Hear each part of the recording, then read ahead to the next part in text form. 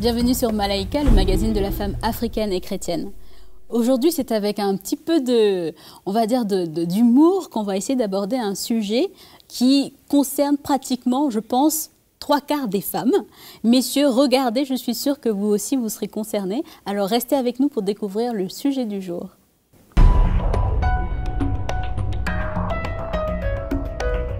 Voilà, la question qu'on se pose, c'est comment dominer sur notre bouche et nos paroles. Certains ont dit que la parole est d'argent et le silence est d'or. À quel point cela est mis en pratique, je ne sais pas, mais on va essayer de répondre à la question, est-ce que c'est réellement possible de dominer sur sa bouche? On va répondre bien sûr avec Mama Audrey, Mama Janine et Magali. Et nous aurons aussi le plaisir, Mama Audrey, d'avoir le témoignage de notre sœur Kamla qui revient une deuxième fois sur le plateau pour nous avec donner... force. Voilà, c'est ça, pour nous donner un petit peu de son expérience. Donc Kamla, merci en tout cas d'être avec nous. Merci Nadège, merci tout le monde, je suis contente d'être là ce soir. Ah. Et nous allons essayer de répondre, bien sûr, aux questions que j'ai énoncées précédemment, mais avant tout, nous allons passer à la rubrique de Mag. Alors, donc voilà, Magali, est-ce que nous avons des définitions aujourd'hui? Oui, tout à fait, Nadège. Il y aura toujours une définition au thème que nous allons aborder dans Malaika. C'est ce que j'aime d'ailleurs. Alors, pour tout ce qui est bavardage, Nadège, eh bien, c'est la pratique d'une conversation dans un contexte où les participants sont supposés se concentrer sur une autre activité. C'est ce que dit le dictionnaire. Hein. Sur une autre activité? Voilà, les gens qui bavardent, normalement, sont supposés se concentrer sur autre chose.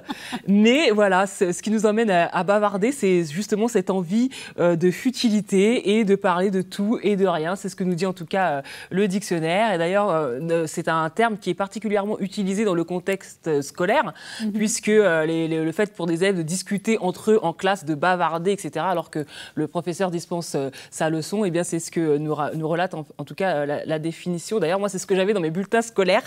Élève satisfaisante, mais très, très, très bavarde. Alors, un des mots aussi qui peut signifier le bavardage, c'est le blabla. Hein, c'est rentré aussi dans le dictionnaire et d'une façon générale, par extension, comme je vous disais, on désigne comme un bavardage une conversation que l'on trouve futile, voire stérile. C'est fou ce que dit le dictionnaire.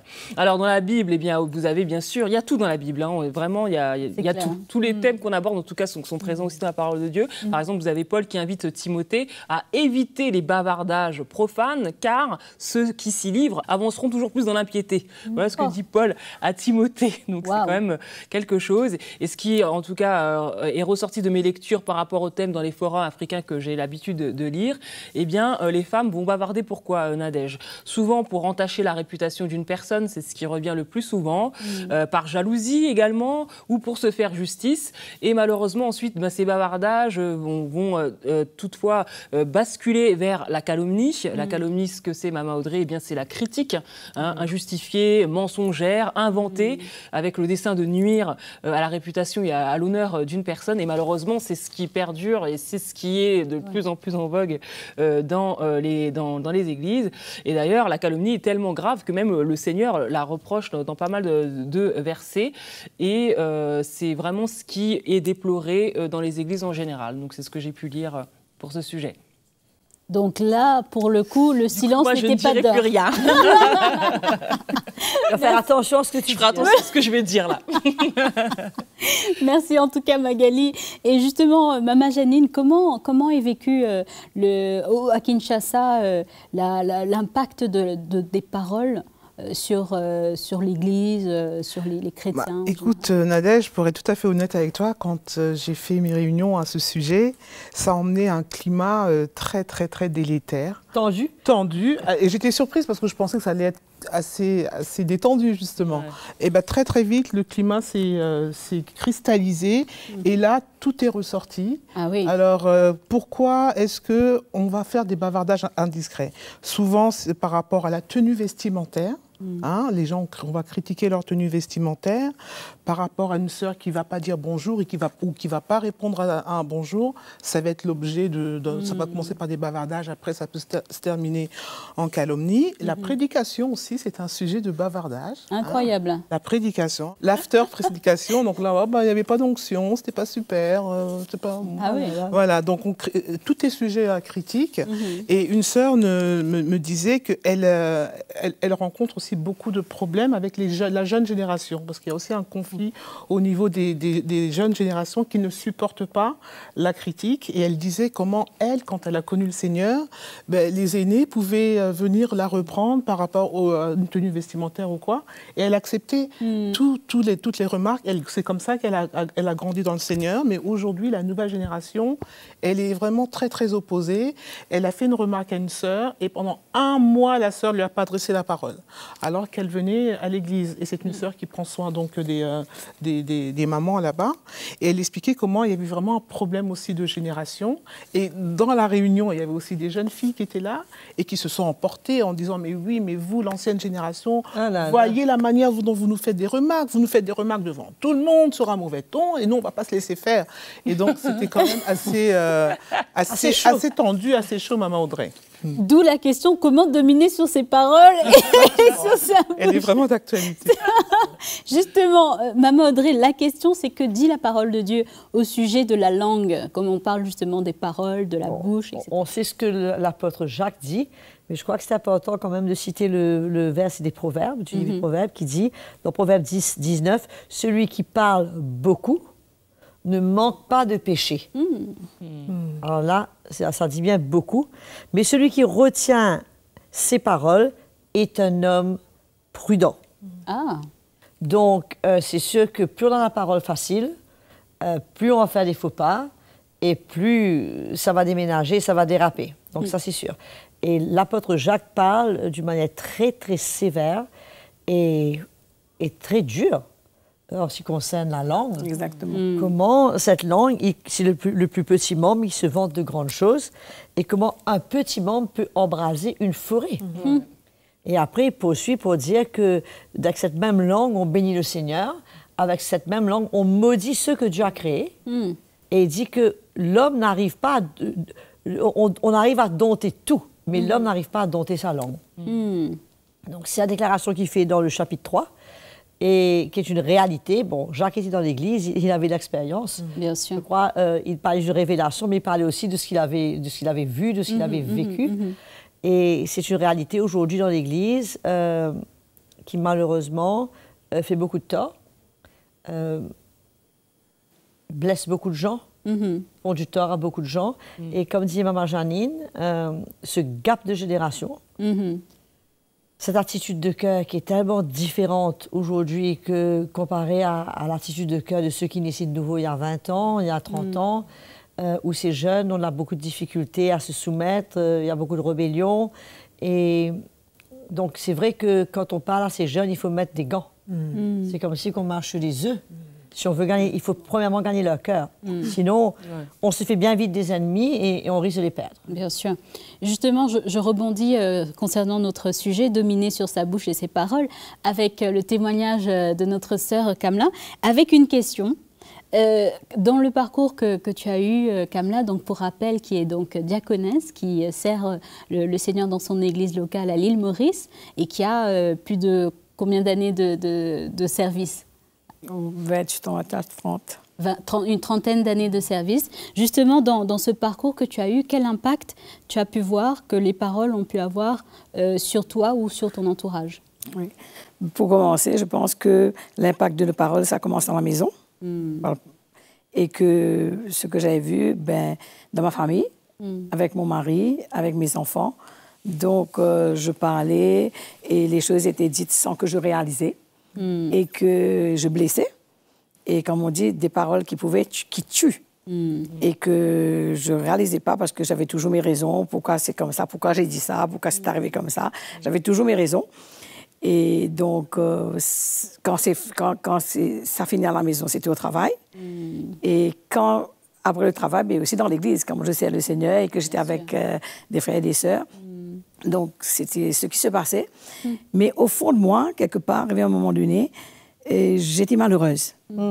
J'étais malheureuse parce que je me suis dit, c'est pas comme si j'étais contente, c'est super, j'ai dit ça. Mais j'étais malheureuse, je souffrais. Mais en même temps, je ne savais pas comment faire. Comment faire pour me changer? Comment faire? C'est ça. Mais heureusement que le message que j'entends à l'église, le message de la croix, est venu me révéler que c'est possible. Ah. C'est possible cette maîtrise de soi, c'est possible de dompter cette langue-là, c'est possible de fermer ma bouche, quand il faut fermer ma bouche. Bien sûr. Et que je ne voulais pas voir ma famille, pour commencer, ma famille souffrir. Parce que j'aime mon mari, j'aime mes enfants, et je ne voulais pas voir cela. Et c'est là que j'ai crié au Seigneur. J'ai dit, Seigneur, s'il te plaît, délivre-moi, aide-moi, fais quelque chose pour moi. Fais quelque chose. Et j'ai vu, le Seigneur, c'est une œuvre de l'esprit. Ce n'est pas du jour au lendemain. Malgré que je voulais. Bien sûr. Mais ce n'est pas du jour au lendemain. Donc, c'est une œuvre qui a commencé et que le Seigneur m'a parlé. Et quelque chose qui m'a bouleversé un jour, parce qu'il y avait des moments comme si, quand on me dit que j'ai mal fait, je n'acceptais pas. Parce que j'étais toujours en train de dire, j'ai dit ça à cause de ça. J'avais toujours le dernier mot. Justification. Me justifier, j'avais toujours le dernier mot. Et mon pauvre mari, avec un caractère doux, ça n'a pas aidé. Et là, je me souviens quelque chose qui m'a marqué dedans. C'est que j'avais un chien. Et là, tu vois, maman Audrey va aimer. Et j'avais un chien qui s'appelait Noisette. Et quand j'étais agacée, en colère comme ça à la maison, et que l'atmosphère, ça changeait l'atmosphère. Tendue, l'atmosphère est tendue, ça changeait tout. Et mon chien venait vers moi, il sautait assez haut, donc il sautait jusqu'à moi, et il me léchait la bouche comme si pour me dire « Calme-toi, calme-toi ». Et c'est là que je réalisais que même mon chien était affecté. Je ne réalisais pas au début, parce que tellement que j'étais en train de me battre pour mes raisons et tout. Et le Seigneur, il est extraordinaire, lui. Ah oui. Il a su comment parler à mon cœur. Wow. Il a su comment réellement emmener des convictions dans mon cœur. Et là, je n'ai pas lâché. Et je me suis dit, Seigneur, je vais te laisser faire. Mais le Seigneur a commencé à me changer, à me faire fermer ma bouche. Et jusqu'à un point, un jour, j'ai rigolé parce que des situations se passent. J'étais assise tranquille là. Mon mari vient s'asseoir à côté de moi et me dit, ça va? Tu vas bien? Et tu dis rien? Et là, je dis... Je le regarde, je dis, oui, je vais bien. Il me dit, mais tu parles pas. Et là, je dis, mais mon chéri, réjouis-toi. Réjouis-toi, parce que le Seigneur est en train de me changer. C'est une œuvre de Dieu dans mon cœur. Et ça, on n'est pas arrivé. Je ne suis pas arrivée. Et je vois que le Seigneur me teste tout le temps. Et je sais, avec conviction, quand je suis passée à côté, cette tristesse apprend mon cœur. Pour pouvoir réellement continuer à crier vers lui et le laisser continuer à me changer. Alléluia. Maman Audrey, mais c'est remarquable ce témoignage. Et moi, ce que j'entends surtout, c'est qu'elle n'a pas pu se changer par elle-même. Et finalement, la femme ou l'homme ne peut pas dominer soi-même sur ses paroles. C'est impossible puisque c'est notre chair. On dit là que la chair est faible. Au fait, la chair est très forte. Oui. La chair est forte. La chair est trop forte. Et ces impulsions, ces réactions sur le coup. Moi, je crois que je peux m'identifier énormément à Kamla, mais je ne suis pas arrivée au bout de l'œuvre encore.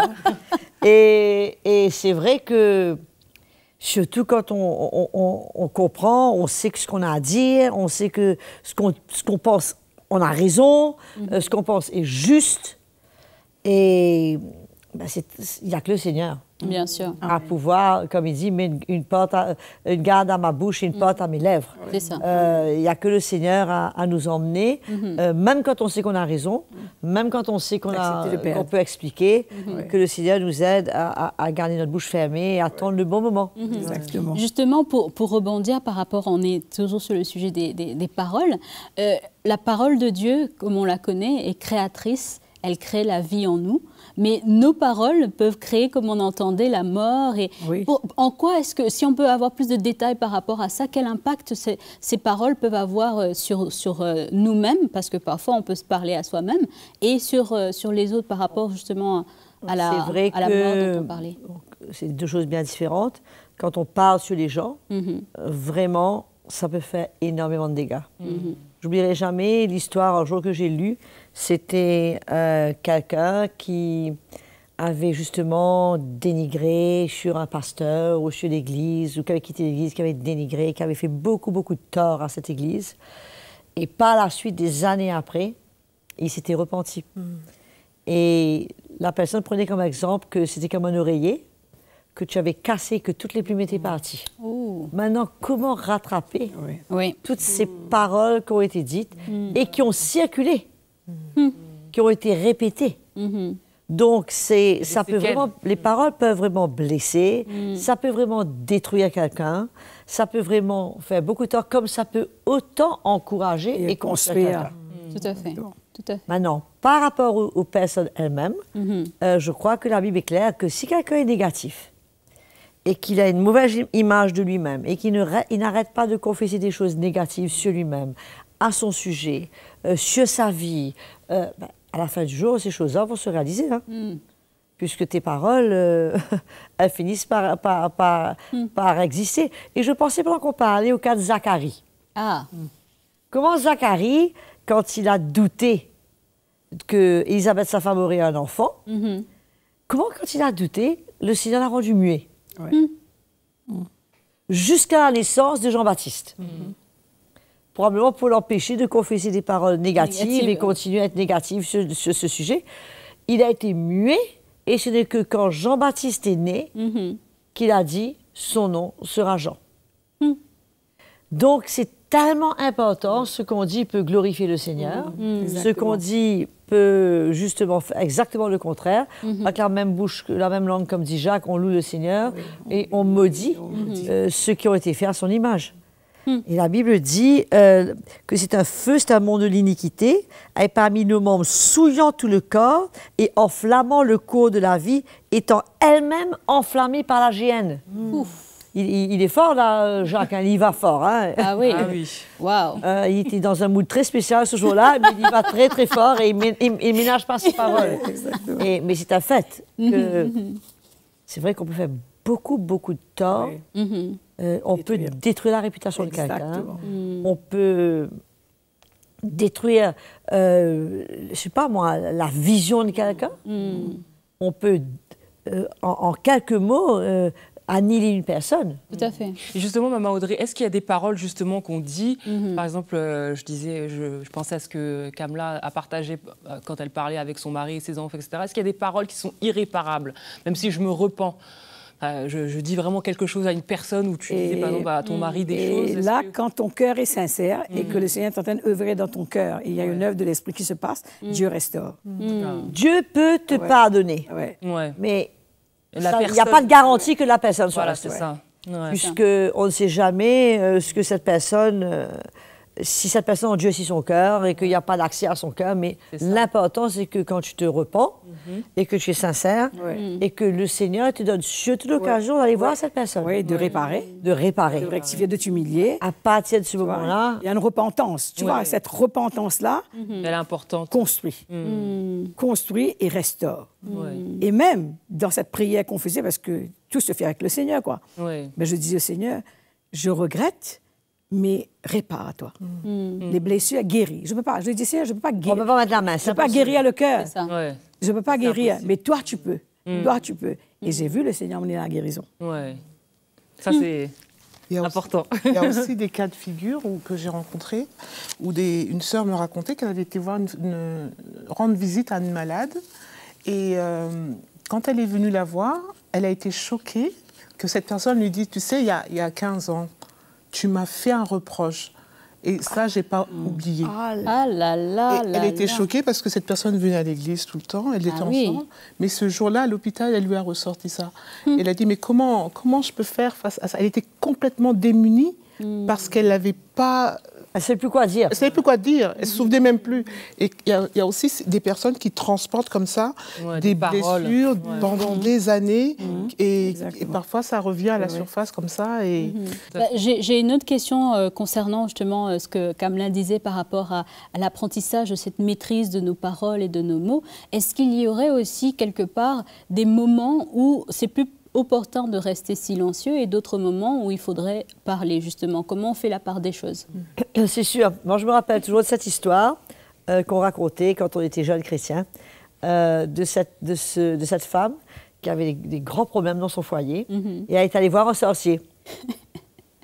Et donc, c'est pas une chrétienne, elle a été voir un sorcier. Et le sorcier lui a dit, écoute, je vais te donner un remède. Je te donne cette bouteille avec l'eau. Quand tu vois ton mari arriver à la maison, de loin, tu prends une gorgée, mais surtout, tu n'avales pas. Surtout, tu n'avales pas et tu attends un bon moment et quand tout est calme, tu avales. Donc, en d'autres mots, qu'est-ce qu'il avait fait? il avait réussi à faire se taire en lui faisant croire que c'était une potion magique et de l'eau. Mais c'est sûr qu'avec nos paroles, on alimente le feu. Il y a un moment pour dire tout, c'est pas le moment. C'est vrai qu'on manque de sagesse. Il y a des moments où on dit des choses qui sont totalement... On aurait pu attendre 10 minutes plus tard, ça aurait bien passé, si on avait dit ça différemment, ça aurait passé mieux. Il y a des moments pour dire des choses, il y a des façons de dire des choses. C'est pas tout le monde qui a la sagesse de savoir comment dire des choses, mais c'est vrai que le Seigneur nous dit qu'une parole dite à propos, dite comme il faut avec la grâce, ben ça fait aller bien loin. Ça fait aller bien loin. Mais...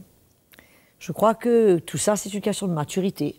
C'est une question de marcher avec le Seigneur, de permettre au Saint-Esprit de travailler. Exactement. C'est une sensibilité à l'Esprit de Dieu.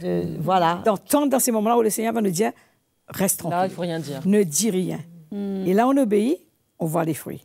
On parle quand il faut parler. C'est une sensibilité à l'Esprit de Dieu. Parfois, on peut dire les choses qui sont vraies, qu'il faut dire. Je me souviens d'une situation dernièrement où il y avait eu quelques frères qui s'étaient réunis avec... C'était un problème d'un bureau. Et ils ont discuté d'un sujet. Et rien de très grave. Mais la personne qui était là était trop fragile pour gérer ça. Et je leur ai dit, écoutez, tout ce que vous avez dit, c'est juste. Mais il fallait être sensible au Seigneur. Puisque là, vous avez réveillé un volcan dans cette personne-là, qui était très bien, et vous êtes parti déterrer les vieux trucs qui sont remontés à la surface. Il faut être sensible. Le fait de dire que d'avoir raison dans ce que vous dites, c'est bien, mais ce n'est pas suffisant. Il faut quand même être sensible, savoir qu'est-ce que cette personne pouvait gérer, pouvait faire face à ce moment précis. Donc, c'est sûr qu'il y a des moments de dire des choses, des façons de dire des choses, et on n'a pas besoin de dire tout à tout le monde. Il y a des choses qui peuvent digérer et d'autres que non. Exactement. Et mon autre question qui suit justement suite à cela, est-ce qu'on peut remplacer à certains moments nos paroles par de la prière? Donc, c'est-à-dire qu'au lieu d'en parler, on va prier. Mais écoute, oui et non. Je veux dire, il y a des choses qu'il faut dire. Je veux dire qu'il y a des situations, s'il y a une sœur, par exemple, avec qui j'ai une relation, tout dépend encore une fois des relations. C'est tellement important de construire des relations. Si j'ai une sœur, je reprends le cas de Maman Janine, qui avait une sœur qui était mal habillée. Voilà. Ben, je pense que d'aller prier, dire au Seigneur, écoute, parle à cette sœur pour qu'elle s'habille bien, ça risque de prendre un peu de temps. Ça risque de prendre un peu de temps. Par contre, je peux prier, dire au Seigneur, écoute, prépare son cœur, ouvre une porte, donne-moi un accès et donne-moi le moment où je peux lui parler, l'aider pour dire, ma soeur, tu sais quoi, je t'ai vu dernièrement, fais attention à la manière que tu t'habilles, puisque vraiment, ça peut attirer des garçons ou peu importe quoi. Donc, je peux prier, dire au Seigneur, ben écoute, donne-moi, aide-moi, guide-moi cet esprit, donne-moi le moment, crée une occasion. Et plus vite qu'on le pense, une porte s'ouvre devant nous. Il se peut même que cette sœur vient chercher un conseil avec nous pour autre chose et que le terrain est favorable et qu'on dit et ça passe. Justement, Kamla, est-ce que tu as eu à vivre des situations comme ça où, ne sachant pas trop comment aborder la situation, tu as prié, le Seigneur t'a conduit? Oui, il y a eu comme Audrey le dit, il y a eu des moments où je sentais qu'il fallait parler et j'ai cherché l'aide du Seigneur pour avoir justement les bons mots et pour savoir quoi dire et comment le dire aussi et quel moment aussi il fallait, comme s'il m'adressait à la personne. Et il y a aussi eu des moments où je devais prier. Parce que je voyais que quand je parlais, ça n'avait aucun effet. Ça ne passait pas. Ça ne passait pas. Et que rien ne changeait. Et finalement, le Seigneur me dit, reste devant moi. Donc finalement, je prie. Je prie, je continue à mettre la personne devant le Seigneur et après on voit que là le Seigneur il œuvre et il emmène une conviction de l'esprit et que ce que je voulais dire là et que je voulais parler en tout temps ne passait pas. Donc tout ça c'est encore une fois on revient à la même chose, c'est cette sensibilité là et entendre la voix de l'esprit pour pouvoir faire du bien, pour pouvoir construire la vie de nos frères, de nos sœurs, de notre famille, tout ça c'est dedans. Et moi je crois que ce qui est bien aussi, c'est bien souvent, on voudrait dire quelque chose à quelqu'un, on réalise qu'on doit leur parler, c'est peut-être un couple, on veut leur parler de quelque chose, et on n'a pas l'occasion, la porte ne s'ouvre pas, et on vient à un culte, à une réunion dimanche, et voilà que la prédication Oui, exactement. Adresse tous les sujets. Exactement. Dit d'une manière extraordinaire. Et le premier couple qu'on va s'avancer, c'est ce couple-là. Voilà. On dit c'est alléluia. Il n'y a personne qui a mis sa main, c'était le Saint-Esprit qui, tout seul, comme un grand, il a parlé au cœur de ce couple et s'est servi de la prédication. Donc, encore une fois, Jésus a dit, je bâtis mon Église. Le Saint-Esprit est là. Pour travailler avec nous, pour nous aider, pour nous enseigner les voies du Seigneur. Et comme disait Kamla, la clé, c'est de développer une sensibilité à l'Esprit de Dieu. Et ben, tout ça, ça fait partie de la croissance de notre arrivée un jour. C'est pas un bouton qu'on pèse. Kamla, tu parlais tout à l'heure d'un message aussi. Oui. Un message, le message de la croix. Et j'ai le témoignage d'une sœur aussi qui était vraiment versée dans le bavardage. Elle était tout le temps en train de se justifier ou en train de parler sur les autres parce qu'ils étaient mal habillés, etc. Et quand elle a entendu ce message, elle a été confrontée à ce bavardage qui était en elle. Et dans cette réunion, elle a encouragé les sœurs. Elle a dit, je pense qu'on a besoin d'entendre un message. Parce que ce message a réglé, a traité ce côté en moi. Je parlais beaucoup. Et je vous encourage à écouter ce message. Et je pense que c'est vrai tout ce qu'on dit, mais avant tout, c'est un message qu'on a besoin d'entendre, parce que dans ces églises, il y a beaucoup de réunions, il y a beaucoup de retraites, des veillées, ils font beaucoup de choses. Mais dès qu'on appuie sur le bouton, tout ressort, comme si rien s'est passé. Et ce message, ça a vraiment changé la vie de cette jeune sœur. Et elle a vraiment encouragé toutes les sœurs qui étaient à cette réunion à écouter ce message. Parce que c'est un message qui change.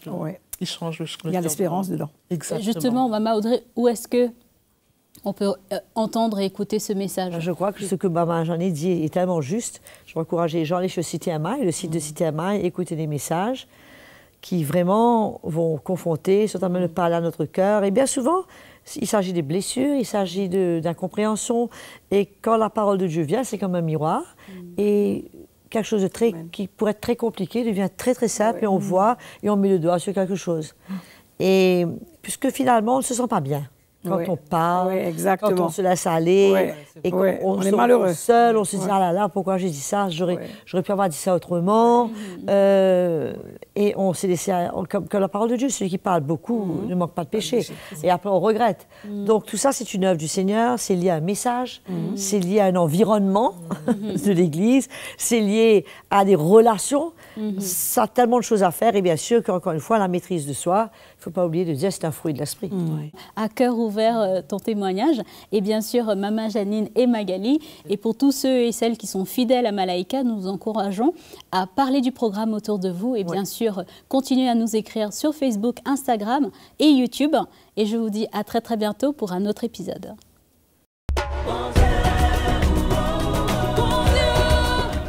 Salut à tous, merci en tout cas d'être là. Si vous avez été encouragé par cette vidéo, si vous avez été édifié par le programme Malaika, c'est très simple, APA.